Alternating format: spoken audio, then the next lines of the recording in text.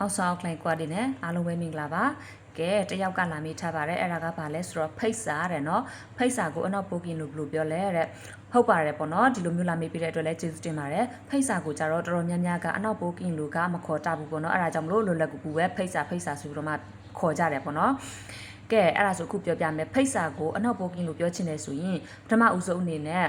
နော်ဓာတ်ရိုက်ပြောချင်တယ်ဆိုရင်ပေါ့နော်ဓာတ်ရိုက်ခေါ်ချင်တယ်ဆိုရင်တော့လိတ်လမောက်လိတ်လမောက်လို့ခေါ်ပါတယ်လိတ်လမောက်ပေါ့နော်အဲ့လိုမျိုးမခေါ်ချင်ဘူးဆိုလို့ရှိရင်တော့စဖိတ်တို့လိတ်ပရ